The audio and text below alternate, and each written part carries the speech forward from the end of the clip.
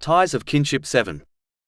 I read a news article a while ago, which I wanted to briefly discuss. It reported on the stress of family life, such as raising children. Even though there are many things a person can learn and do to reduce this stress, only one important thing will be discussed. Every parent or legal guardian who raises a child will face two elements.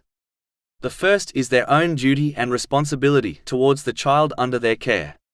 For example, it is their responsibility to provide them with the necessities of life, such as food, clothing, and housing. In addition, they must arrange for both their worldly and religious education, such as teaching them the good manners discussed in the Holy Quran and the traditions of the Holy Prophet Muhammad, peace and blessings be upon him. Chapter 66 at Tarim, verse 6.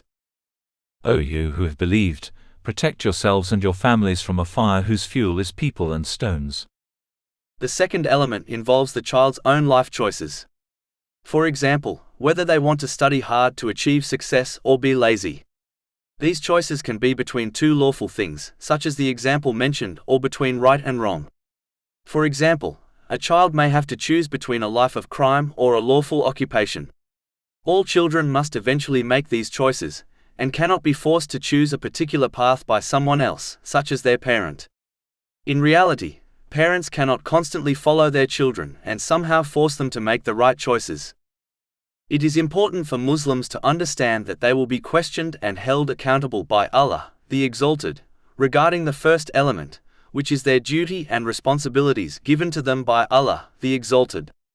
But they will not be held accountable for the second element, which are the independent choices their children make. So a Muslim should bear this in mind and concentrate fully on fulfilling their duty, and not stress about the second element which is out of their control.